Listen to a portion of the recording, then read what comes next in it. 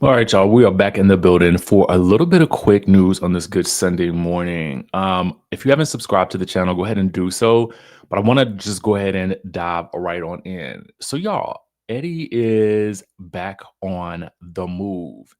He is back at work after being arrested on fraud charges. Yes, indeed.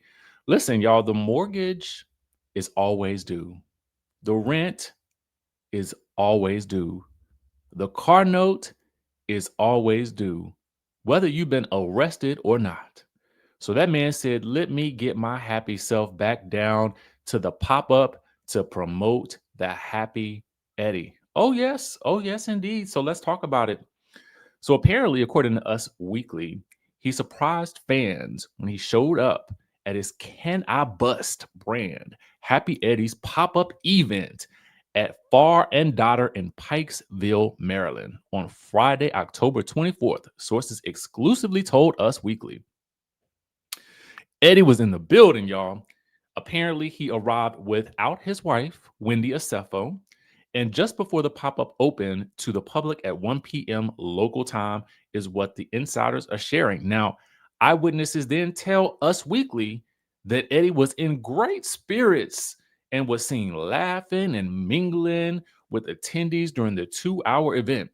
They said he was very welcoming and inviting. And then they also noted that Eddie's conversation with everyone was light and good hearted. He spoke about his Happy Eddie Can I Bust brand and working on the cannabis industry, but did not talk about his and Wendy's recent arrests or charges.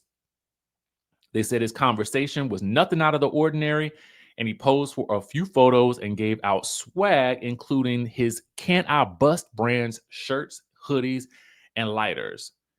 And it apparently helped drum up business for the local dispensary hosting the event. So they told them it was very busy indeed, and had a nice steady flow. And then he also had posted about the event earlier on Happy Eddie's social media, writing, proud to be back in the community today, spreading happy vibes. Yes. So, what I also think you guys should note is that he has hired a high powered attorney. Okay. So, listen to this. This is where we get into the real tea. Now, this attorney is Joseph Murtha, who has ties to President Bill Clinton and Monica Lewinsky's former case, right? So let's get into that just a little bit, right? Because I think that is going to be the biggest key here. Now, this is who he is hired to represent him in the scandal. Now, on Friday, the same day that he made his appearance, I know I'm sure his lawyer said, you need to get back out there and show face, be happy, Eddie, get down to the can I bust and do what you need to do. Okay. Look like you not guilty. So apparently on Friday, Murtha filed court documents in the criminal case.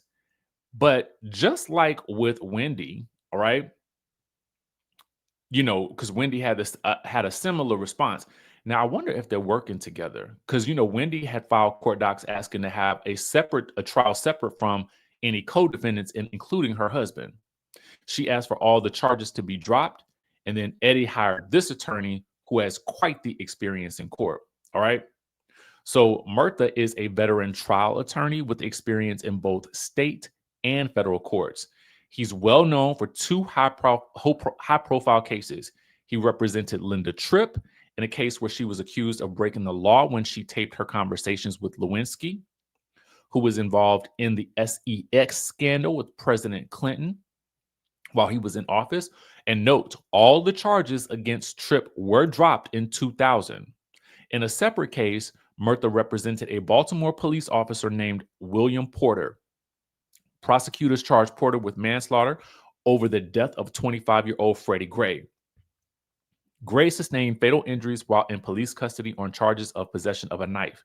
He was taken to a trauma center and announced DOA on April 9th, 2015.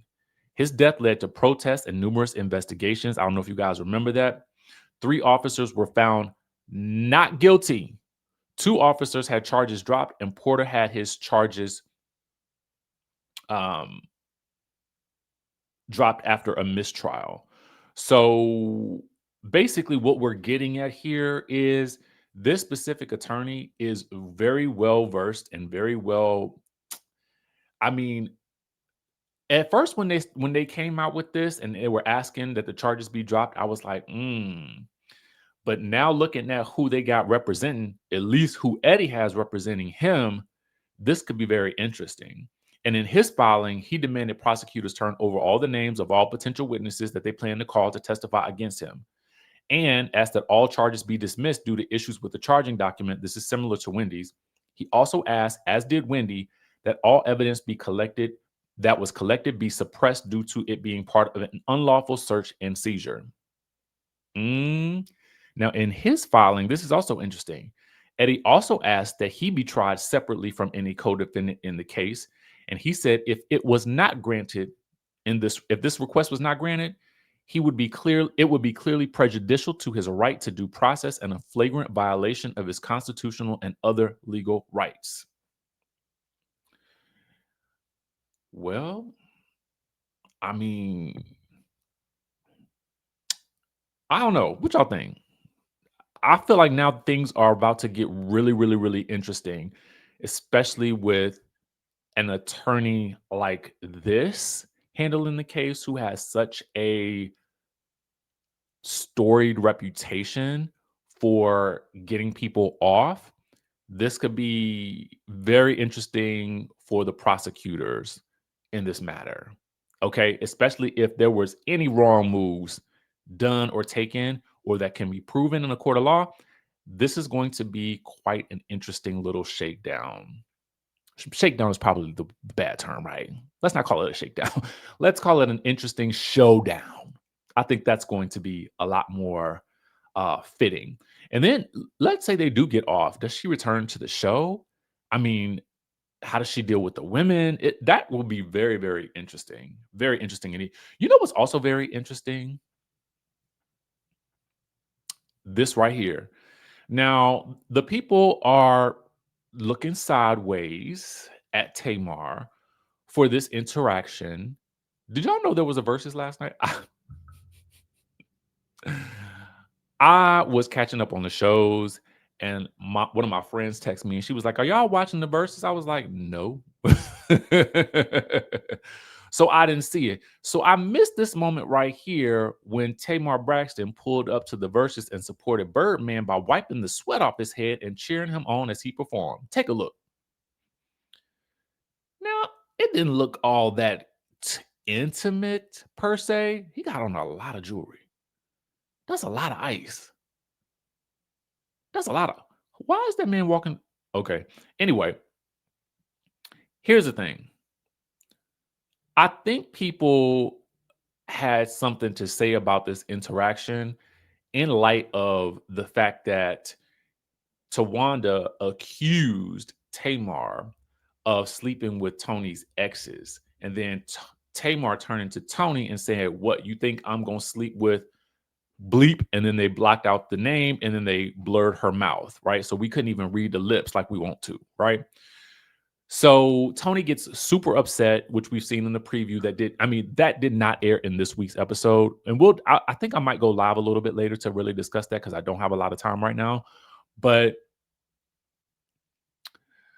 in light of that all happening and that coming and it looking like they're coming to blows, when you slow down the footage, it looked like Trina gets her hair pulled by somebody at some point. But you got to do a real good slow mo on that thing. You know who got a real good slow mo is Chronicle Speaks. Shout out Chronicle Speaks. Go watch that video because Lord knows if I go live later on today, we got a lot to talk about. Okay, because I really want to break down Bell Collective and the Braxtons, but for right now, church is calling my name. Okay, the irony, right? So anyway, so yeah, so this is what is so interesting about this whole situation because it looked like Tamar and Tony were about to get physical the way they were kind of going at each other.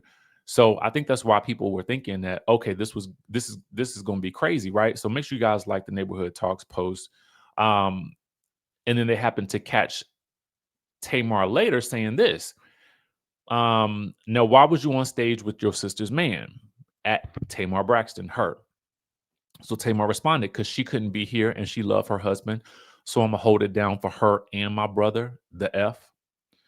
So I think that people are confused because what we see on the TV screen is one thing that's playing out on all the clips on social media. And then we see this at the Verzuz.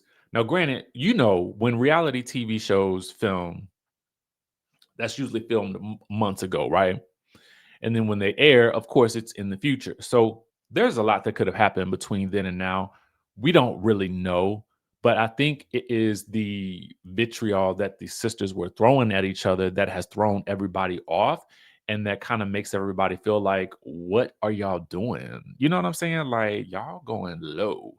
But Tamar made a point, and we'll talk about it a little bit later, if not today, then tomorrow. But she made it a point to say on the episode when she was on T.S. Madison's Outlaws podcast that families get into it, right?